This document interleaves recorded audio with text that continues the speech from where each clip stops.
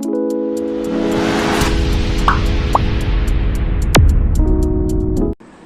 friends, how are you? I hope you all are doing great. So let's continue slum cell. तो this is second class of slump sale. अब हम क्या करेंगे, अब हम सारे प्रैक्टिकल प्रॉब्लम्स कवर करेंगे यहाँ पर, ओके. और उन्हीं के साथ अगर कोई नया कंसेप्ट है तो उसे भी साथ ही साथ डिस्कस करेंगे. तो अब देखो क्वेश्चन क्या है इसमें. क्वेश्चन नंबर 1 इसमें क्या लिखा है. Alpha limited has 2 industrial undertaking. Unit 1 is engage in the production of television sets and unit 2 is engage in the production of refrigerator. अब इसमें क्या, अल्फा लिमिटेड के कितने यूनिट्स हैं. 2 यूनिट्स हैं. अल्फा, ये है अल्फा. अब इसके 2 यूनिट्स हैं. यूनिट 1 क्या करता है, यूनिट 1 है ना, वो क्या करता है. यूनिट 1 ये टेलीविजन प्रोड्यूस बनाता है. टेलीविजन प्रोडक्शन किसका करता है, टेलीविजन का, ओके. और दूसरा कौन सा है, यूनिट 2. अब ये यूनिट 2 क्या करता है, ये रेफ्रिजरेटर बनाता है.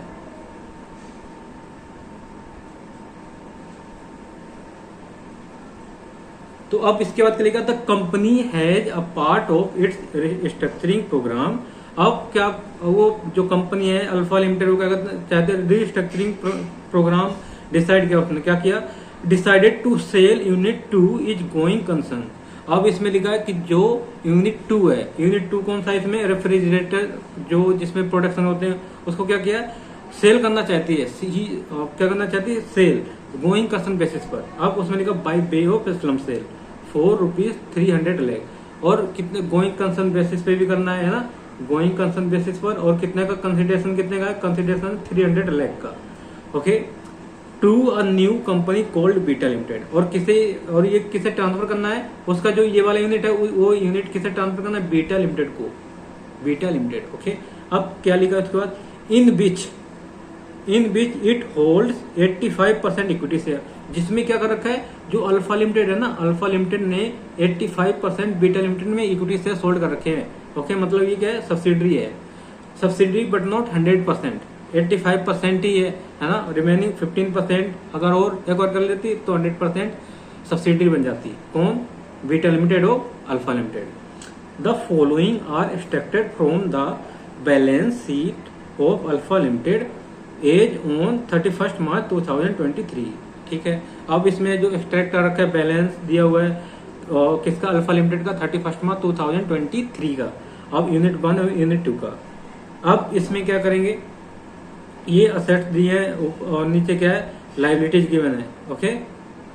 अब इसमें नेक्स्ट देखो, एडिशनल इंफॉर्मेशन में क्या लिखा, the company has set up unit 2 on 1 अप्रैल 2012.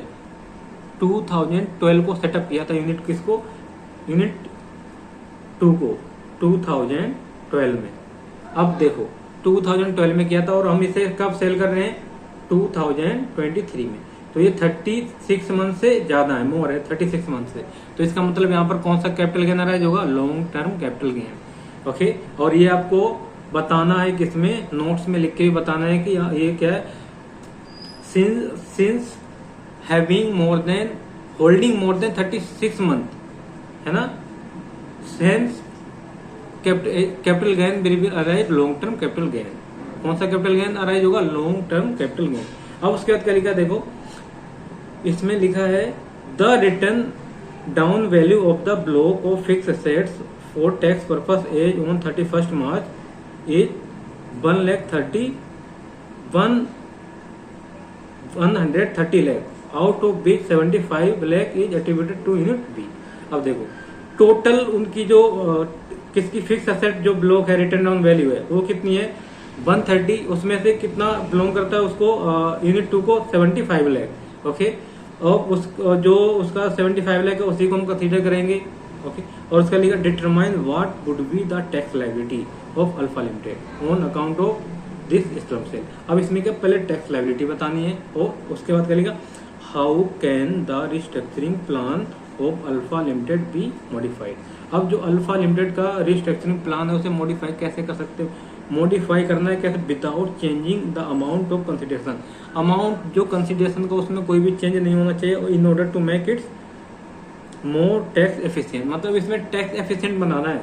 मतलब ऐसा दूसरे पॉइंट में है कि ऐसा हमें सजेशन देना है कि जो टैक्स पेयर है उसका जो टैक्स लायबिलिटी है कम से कम हो, मिनिमम हो। ठीक है, तो अब क्या करना है, पहले तो हमें स्टेप बाय स्टेप चलना है। जैसे मैंने लास्ट क्लास में बताया कि पहले हमें क्या करना है, पहले तो हम नेट वर्थ निकालेंगे, उसकी क्या निकालेंगे, कॉस्ट ऑफ एक्विजिशन। और कैसे निकालते हैं बताओ जल्दी से। और इसमें कॉस्ट ऑफ इंडेक्सेशन का यूज नहीं करेंगे, है ना। तो अब आंसर में क्या है देखो, पहले स्टेप 1 में क्या आएगा बताओ जल्दी से। स्टेप 1 में आएगा कंप्यूटेशन ऑफ नेटवर्थ। नेटवर्थ और क्या है, इसे क्या बोलते हैं, कॉस्ट ऑफ एक्विजिशन। ओके, अब इसके बाद क्या करना है बताओ जल्दी से। सारी एसेट्स लिख लो पहले, जो जितनी भी एसेट्स हैं, क्या क्या एसेट्स हैं इसमें देखो। यूनिट 2 बात किसी कर रहे हैं हम, यूनिट 2 की बात करें तो उसी की एसेट्स आएगी। फिक्स एसेट,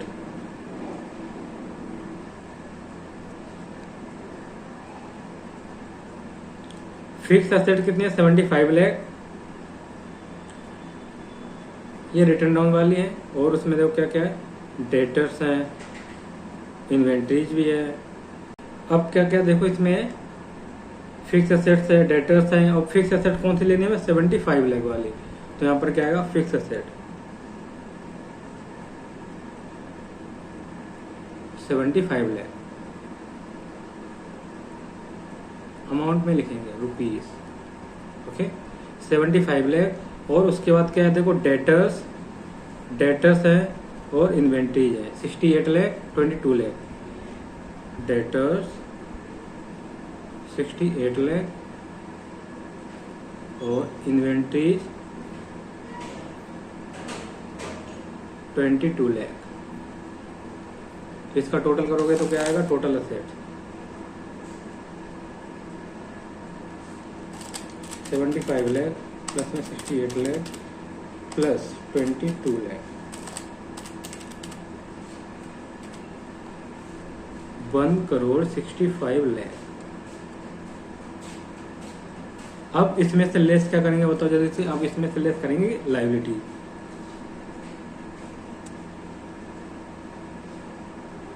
अब लायबिलिटीज में देखो क्या है, लायबिलिटी दी है कितनी, 65 लाख की।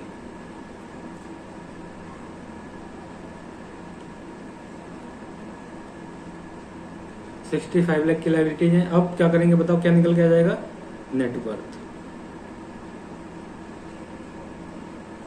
नेटवर्थ कितनी है, 1 crore.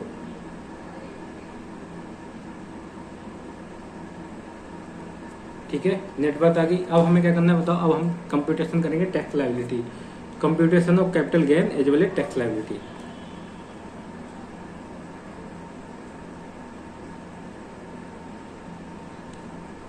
Computation of capital gain and tax liability under slump से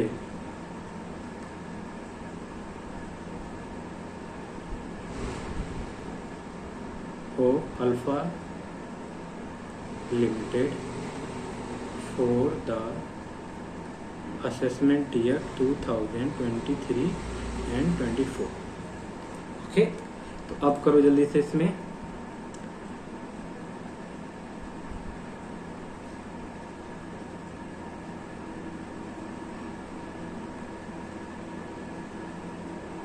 सेल्स कंसिडरेशन, और सेल्स कंसिडरेशन कितने का था बताओ जल्दी से, 300 लाख, इट मीन 3 करोड़। अब इसमें से लेस क्या करेंगे, नेटवर्थ। नेटवर्थ कितनी निकल गई थी बताओ, 1 करोड़।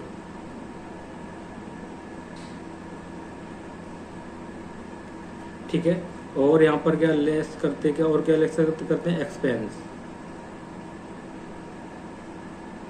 और एक्सपेंस तो कुछ है ही नहीं, नील है ना। तो क्या आ जाएगा बताओ, लॉन्ग टर्म कैपिटल गेन कितना आएगा 2 करोड़।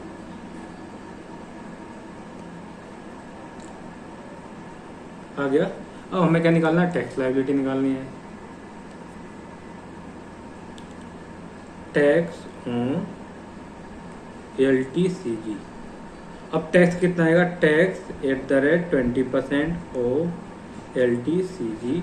अब LTCG तो पता है लॉन्ग टर्म कैपिटल कितना है 2 करोड़ है, तो 2 करोड़ का 20% करोगे तो कितना आएगा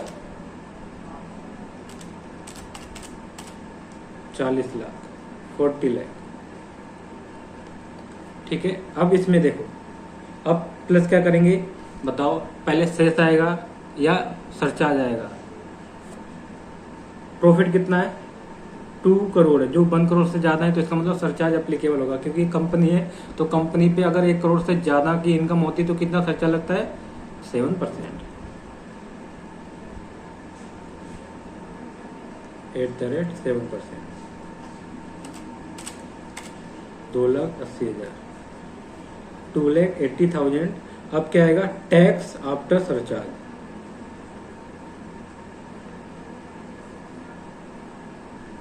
कितना आएगा 42,80,000। अब इसमें प्लस क्या करेंगे, हेल्थ एंड एजुकेशन सेस कितना परसेंट 4%। ये आएगा 1,71,200 1,71,200।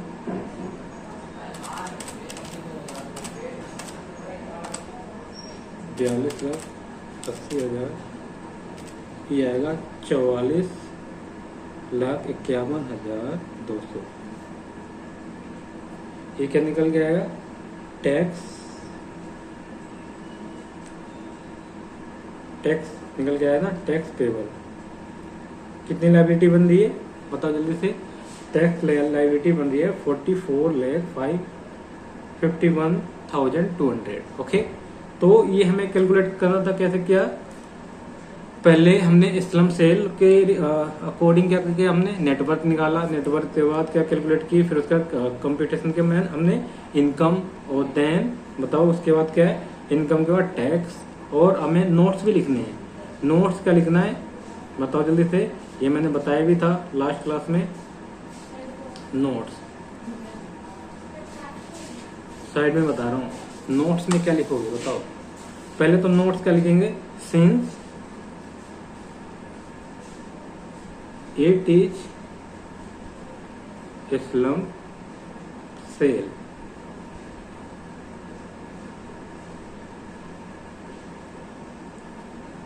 it is hence section 50B will be applicable। कौन सा सेक्शन एप्लीकेबल होगा बताओ, 50B। ओके, और इसमें क्या है, और नेक्स्ट बताओ जल्दी से, और क्या, any income arise under Islam shall be taxable under the head of capital gain। ठीक है, और दूसरा क्या बनेगा देखो, ये मैं साइड में लिख रहा हूँ। अब देखो, अब सेकेंड नोट क्या बनेगा, सेकेंड में क्या लिखोगे, since unit 2 is old more than 36 months, hence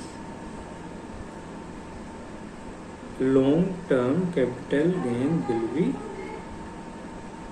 arise। That's it। Okay, ऐसे देना। नोट्स लिखोगे तो फुल मार्क्स आएंगे, ये ध्यान रखना है। अब इसमें देखो एक पॉइंट और था, इसमें देखो क्या पॉइंट था, इसमें पॉइंट है देखो, how can the restructuring, second point, how can restructuring plan of alpha limited be modified without changing the amount of consideration in order to make it more tax efficient. बताओ, tax efficient बनाना है, इसमें tax liability कम करनी है, मतलब efficient बनाना है, तो कैसे पॉसिबल होगा बताओ। इसका मतलब पता है इसे क्या है, ध्यान सुनना। देखो सेकंड पॉइंट में बोला है कि टैक्स एफिशिएंट बनाना है, और अगर देखो फर्स्ट ऑफ ऑल ध्यान सुनना क्या है कि अगर क्या है अल्फा लिमिटेड ने बीटा लिमिटेड में कितने शेयर होल्ड कर रखे हैं, इसके 85% शेयर होल्ड कर रखे हैं बीटा लिमिटेड में, ओके। और अगर क्या है, अगर अल्फा लिमिटेड क्या करती है, बीटा लिमिटेड के 15% शेयर वो भी होल्ड कर लेती है, अगर उसे क्या बना लेती, 100% सब्सिडरी बना लेती है बीटा लिमिटेड को। क्या if beta limited make 100% subsidiary of beta limited, in this case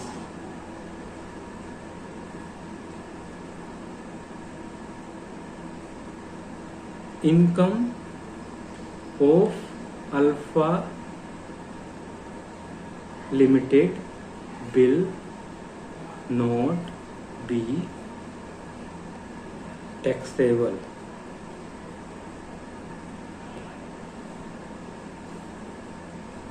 under the head of capital gain as per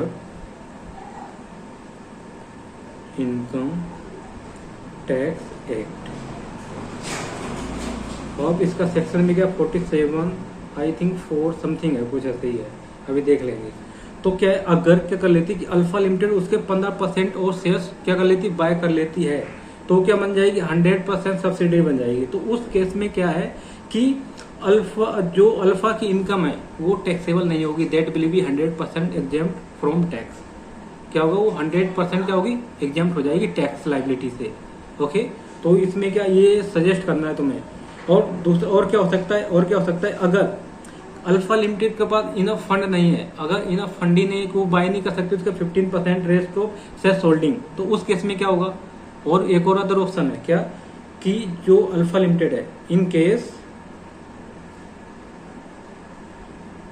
alpha limited is not able to buy 15% shares holding in Beta Limited, in Beta Limited, here is another option that is demerger. दूसरा option क्या कि वो क्या कर ले, demerge हो जाए, दोनों यूनिट क्या अलग अलग कर ले, है ना, डिमर्ज कर लेगी तो क्या हो जाएगा, उस केस में 100% टैक्स लायबिलिटी से क्या है, एग्जम्प्ट हो जाएगी, ओके। तो दिखाऊं मैं तुम्हें, ये इधर देखो, जब क्या लिखा है इसमें, पॉइंट नंबर देखो इसका सेकेंड, मतलब टैक्स एडवाइस देना उसमें क्या, कि अगर क्या transfer of any capital assets by holding company to its 100% Indian subsidy company, क्या वो इंडियन के 100% सब्सिडी कंपनी होनी चाहिए, कौन सी होनी चाहिए, इंडियन की, है ना, इंडियन 100% सब्सिडी होनी चाहिए Indian, is exempt from tax under section 47 subsection 4, किसमें, क्लाउज 4 में, सेक्शन 47 क्लाउज कितने 4 में क्या हो जाएगी, ये एग्जेम्प्ट हो जाएगी। Therefore if it is possible for alpha limited, it should be try to acquire the entire share holding of beta limited and make beta limited its wholly own subsidy. और क्या है कि अगर उसके लिए पॉसिबल है तो वो क्या कर ले, 100% उसको होल्ली ओन सब्सिडी बना सकती है, तो उस केस में क्या है कि टैक्स एप्लीकेबल नहीं होगा इसमें, ओके। तो एक तो ये हो गया, और दूसरा अल्टरनेटिव क्या है कि if acquisition of 15% share holder shares is not feasible, अगर वो 15% शेयर्स होल्डिंग जो बाकी है अपार्ट फ्रॉम 85%। अगर वो उसको बाय नहीं कर पाती है, एलिजिबल नहीं है ना, फंड नहीं है उतना, तो क्या कर सकती है? दूसरा ऑप्शन क्या है? May think about demerge plan of unit 2 to get the exemption from tax by virtue of section कौन सा? 47 6B। क्लाउज 6B में क्या है? ये एग्जम्प्ट हो जाएगी 100%। ओके, तो ये था, तो ये आपको लिखना पड़ेगा ऐसे, ये ध्यान रखना है, ठीक है। अब क्या देखो, तो आपको एडवाइस भी देना है कि अगर आपको टैक्स लायबिलिटी बचानी है तो क्या करना है? या तो उसको 100% का बना लो, होल ईयर सब्सिडी बना लो, और दूसरा क्या अल्टरनेटिव, उसे डिमर्ज कर दो। ओके, तो ये दो ऑप्शन है। अब नेक्स्ट क्वेश्चन देखते हैं क्या नेक्स्ट क्वेश्चन में। नेक्स्ट क्वेश्चन देखो, सीएम फाइनल में आया हुआ है, आरटीपी में आया हुआ नवंबर 2017 का है। ओके, तो अब इसमें क्या देखो, इसमें लिखा है Beta limited has 2 units, one engage in manufacturing of computer hardware and other involve in developing software. अब बीटा लिमिटेड है, इसमें उसकी 2 यूनिट्स हैं, यूनिट 1 और यूनिट 2। एक इंगेज किसमें? हार्डवेयर में, हार्डवेयर बनाती है, और एक बनाती है सॉफ्टवेयर, ठीक है। अब उसके बाद क्या लिखा है? As a restructuring drive the company had decided to sell its software unit, its going concern by way of slump sale. अब जो सॉफ्टवेयर यूनिट है उसे क्या है? उसे गोइंग कंसर्न बेसिस पे क्या करना चाहती है? सेल करना चाहती है गोइंग कंसर्न बेसिस पर, और कंसिडरेशन कितने पे? 520 लाख, मतलब 5 crore 20 lakh, to a new company called theta limited. Theta limited उसका नाम क्या है जिसे ये सेल करना चाहती है? उसका नाम है थीटा लिमिटेड, ठीक है। और उसमें क्या लिखा? In which it hold 82% equity share. उसमें कितना परसेंट इक्विटी शेयर होल्ड कर रखे हैं? 82%। किसने? बीटा लिमिटेड ने। थीटा लिमिटेड में कितने कर रखे हैं एक्वायर शेयर होल्डिंग? 82%। और उसके बाद क्या लिखा? The balance sheet of beta limited as on 31 March 2023 being the date on which software unit has been transferred is given there under. Okay, तो यहाँ पर बैलेंस शीट भी गिवन है 31 मार्च 2023 की। अब एडिशनल इन्फॉर्मेशन पढ़ते हैं। ओके, एडिशनल इन्फॉर्मेशन में क्या लिखा है? The software unit is in existence since 1 अप्रैल 2012। जो यहाँ पर कौन सा यूनिट है? Unit software unit, software unit.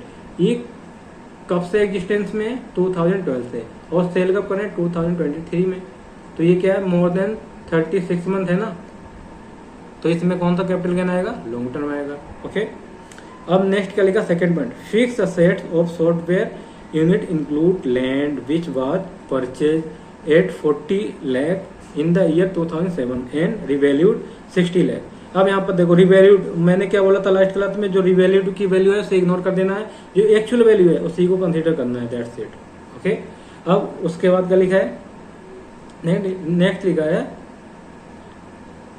Fix assets of software unit mirrored at 140 lakh, 200 lakh minus land value 60 lakh, as written down value depreciable asset as per books of account. However the written down value of these assets section 43.6 of income tax act 1961 is ₹19।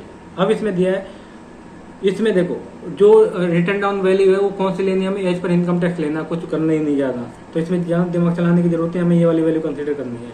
Okay, अब उसके बाद का debtor, और यहाँ पर debtors भी given है, और केटर्स इन्वेंट्री भी गिवन है यहाँ पर, और यहाँ पर केटर्स भी है, ठीक है। तो अब हमें क्या करना है? अब इसमें देखो पॉइंट ए में क्या लिखा? असर्टेन करना tax liability which would be arise from the slump sale. Tax liability calculate करनी है, और उसके बाद क्या बताना है? बी में what would be your advice as a tax consultant. अगर आप जैसे कि आप सपोज आप टैक्स कंसल्टेंट हो, आपको एडवाइस करना है अपने क्लाइंट को, तो कैसे क्या प्लान कैसे बताओगे कि उसकी टैक्स लायबिलिटी कम हो? तो वही सेम है जो मैंने भी लास्ट में करवाया था ना, सेकेंड पॉइंट, बस वही एडवाइस कराना है कि अगर आपको टैक्स सेविंग करनी है तो क्या करना है? उसको जो जिसे आप सेल कर रहे हो अपनी सब्सिडी को से 100% होली ऑन सब्सिडी बना लो। अगर ये नहीं कर सकते हो तो क्या कर लो? डिमर्ज कर लो। ओके, तो अब क्या करना है? हमें कैलकुलेट करना है। Answer, calculation of net worth, net worth निकालने हैं, बोले तो कॉस्ट ऑफ एक्विजिशन। ओके, तो अब इसमें क्या है, देखो इसमें हमें पहले तो असेट्स देखो कौन कौन सी है। पहले तो देखते हैं fix asset, fix asset, ignore revaluation.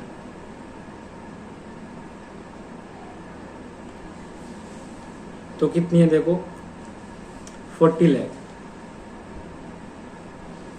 40 lakh. और इसमें और क्या है, और रिटर्न डाउन वैल्यू वाली कितनी है 90 लाख है।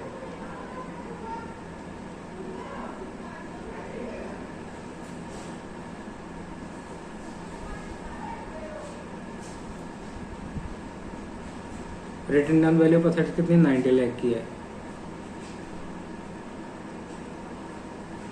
ओके, और उसके बाद क्या दिया है, डेटर्स गिवन है कितने 110 लाख के, और सॉफ्टवेयर यूनिट में इन्वेंट्री कितने 35 लाख। डेटर्स 110 लाख,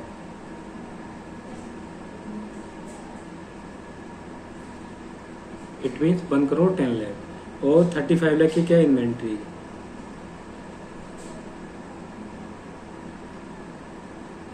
35 लाख। ओके, अब इसका टोटल कर दो तो टोटल असेट्स आ जाएगी।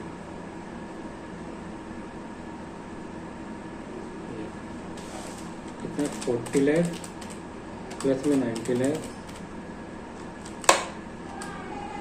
प्लस में 1 करोड़ 10 लाख प्लस में 35 लाख, कितना आ जाए 2 करोड़ 75 लाख।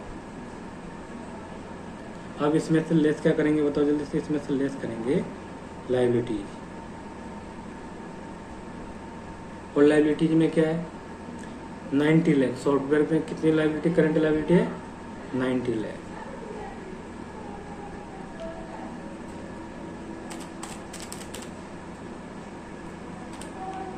वन करोड़ 85 लाख, ये क्या आ गई नेटवर्थ। ओके, तो अब हम क्या करेंगे, अब हम निकालेंगे, कंप्यूटेशन करेंगे किसका, स्टेप 2 में कंप्यूटेशन ऑफ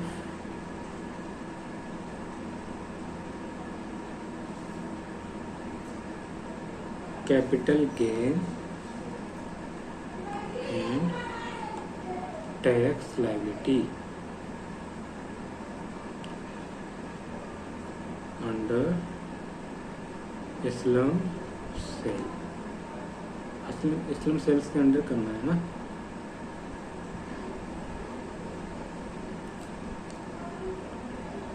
सेल्स कंसिडरेशन कितने का है बताओ जल्दी से, कंसिडरेशन है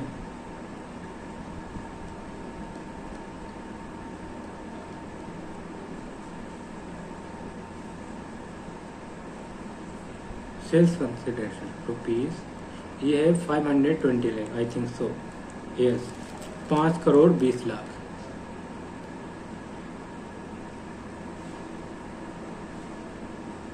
अब इसमें से लेस क्या करोगे, एक्सपेंसेस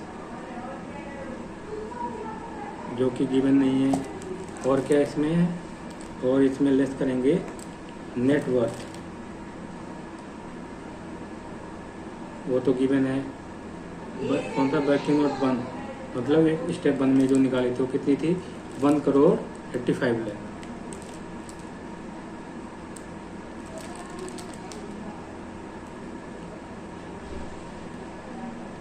तो क्या निकल के जाएगा, लॉन्ग टर्म कैपिटल गेन, तो कितना होगा 5 करोड़ 20 लाख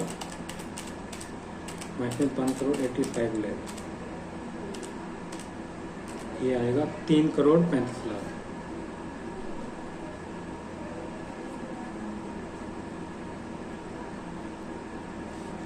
ठीक है, 3 करोड़ 35 लाख आ गया। अब क्या करेंगे, हम टैक्स लायबिलिटी निकालेंगे,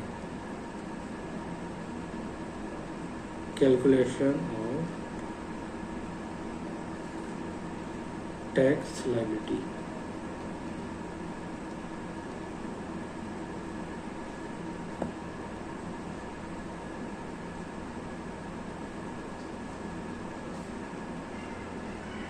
टैक्स लायबिलिटी कितनी आएगी देखो, 20% टैक्स, 20% ऑफ LTCG, उसका 20% करोगे तो कितना आएगा, ये आएगा 67 लाख।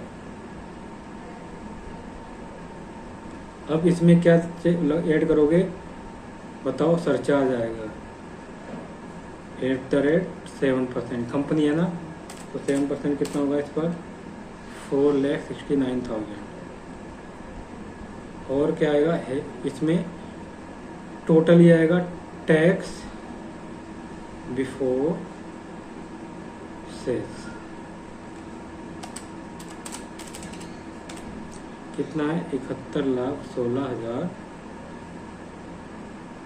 69,000 बोले तो 69,000 है ना, प्लस में हेल्थ एंड एजुकेशन सेल्स @4%, ये कितना है, 2,86,760। तो टोटल करोगे कितना है, 71,69,000 प्लस में 2,86,760, ये आ गया 77,42,520। ओके, तो टैक्स लायबिलिटी कितनी आ गई, टैक्स लायबिलिटी आ गई है 77,42,520। अब क्या करना है, सेकेंड पॉइंट पहले वर्किंग नोट भी बनाने हैं। वर्किंग नोट तो मैंने बता ही रखा कैसे, क्या it is case of slump cell है ना, हैंस कौन सा सेक्शन अप्लीकेबल होगा, 50V, और जो भी इनकम है इसकी, income will be rise under the head of capital gain है ना, that will B long term और शॉर्ट टर्म। और यहाँ पर ये बताना है कि यूनिट सॉफ्टवेयर यूनिट होल्ड मोर देन 36 मंथ, तो हेंस क्या होगा, hence here capital long term capital gain will be arise. Okay, ये लिखना है, ये नोट्स में लिखना पड़ेगा आपको, ये ध्यान रखना है अगर फुल मार्क्स चाहिए तो। और सेकेंड पॉइंट क्या होगा बताओ जल्दी से, और उसका सेकेंड पॉइंट में क्या है कि उसे जो अल्फा बीटा है, बीटा को क्या करना है, beta need to make 100% wholly owned subsidiary of theta limited. Theta limited को क्या करना है, 100% होली ओन्ड सब्सिडरी बना लेना है। अगर 100% होली ओन्ड सब्सिडरी बना लेती है तो इन दैट केस में क्या होगा, जो भी कैपिटल गेन अराइज होगा that will be 100% exempt under section 47 clause 4। Okay, और दूसरा ऑल्टरनेटिव क्या है, ऑल्टरनेटिव ये मैं समझा रहा हूँ, बना के तुम्हें खुद लिखना है। ऑल्टरनेटिव 2 में क्या है, ऑल्टरनेटिव 2 में कि उसे क्या करना, अगर वो फिजिबल नहीं है कि वो such company is not eligible to buy able to buy the rest of shares holding of theta limited, तो इन दिस केस क्या हो जाएगा, डिमर्जर कर सकते हैं, तो डिमर्ज करा लो है ना, डिमर्ज कर दो दोनों यूनिट्स को, तो 100% एग्जाम्प्ट हो जाएगी। ओके, और इसका सेक्शन कौन सा है, इसका सेक्शन है 47 subsection 6A I think so. कौन सा सेक्शन है देखो, यही है, ठीक है। तो क्या करना है, तो ये एडवाइस दे के बताना है आपको, अगर आपको फुल मार्क्स चाहिए तो। ओके, अब हम नेक्स्ट क्वेश्चन पे आएंगे। So let's continue next question. Next question कौन सा देखो, नेक्स्ट क्वेश्चन है 19। इसमें क्या लिखा है देखो,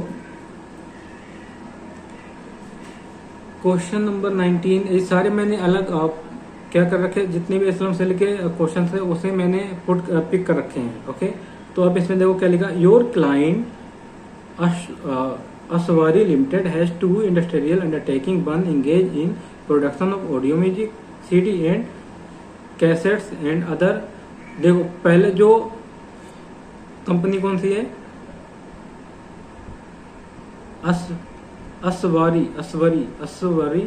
असवरी लिमिटेड है।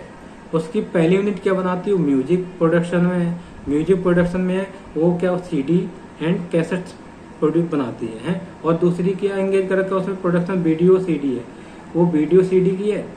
और एक है कैसेट सीडी, वीडियो सीडी है ना, म्यूजिक। और इसमें क्या है देखो, एज और स्ट्रक्चरिंग ड्राइव द कंपनी है decide to sell its undertaking production video CD as a going concern by way of slump cell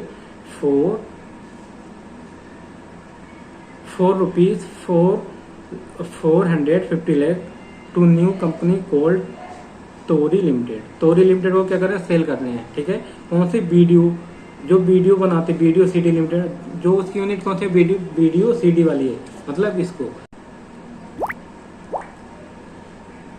तो इसका जो कंसिडरेशन है, कंसिडरेशन कितना है, 450 लाख रुपीज।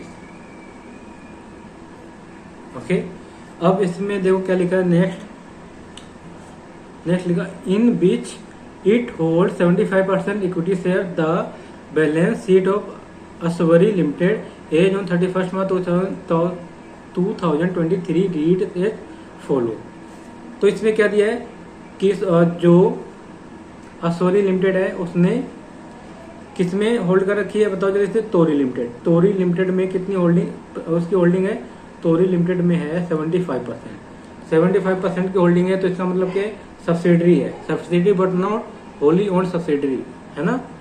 तो अब क्या है इसमें, और इसकी बैलेंस शीट गिवन है, और इसमें एडिशनल इन्फॉर्मेशन देखते हैं। The company set up the video unit on 1 April 2011। The written down value of the block of assets for the tax purpose 31 March is 200 lakh. जो उसकी रिटर्न डाउन वैल्यू है, total return down value कितने, 200 लाख है। उसमें से 85 lakh drive करती है किसकी, वीडियो यूनिट से। ओके, तो वीडियो यूनिट में कितना जाएगा, 85 लाख। और यूनिट कब सेटअप हुई है, 2011 में, 2011 में सेटअप हुई है। और इसे हम सेल कब करें, 2023 में। तो होल्डिंग कितनी है, मोर देन 36 मंथ है ना। तो इसमें कौन सा आएगा, LTCG आएगा, LTCG long term capital gain.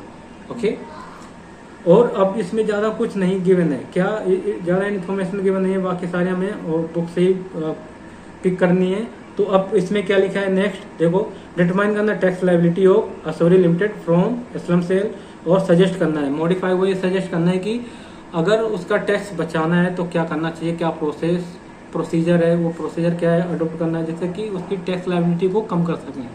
Okay, तो अब स्टार्ट हो जाओ।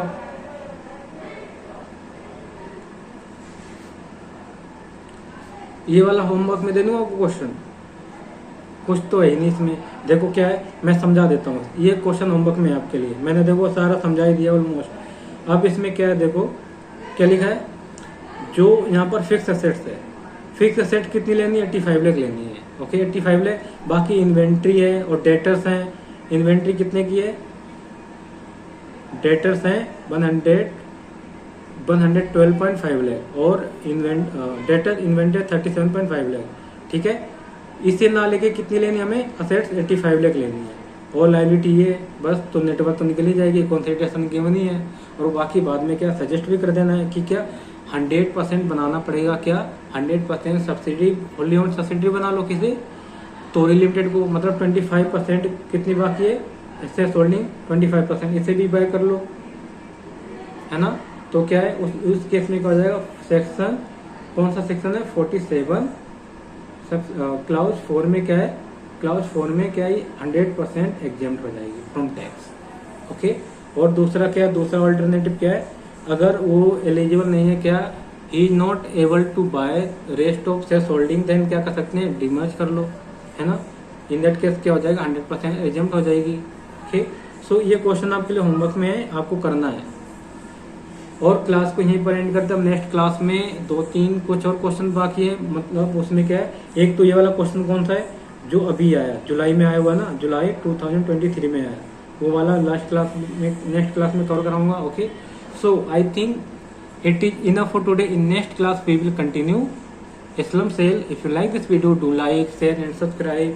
Till then bye bye and take care.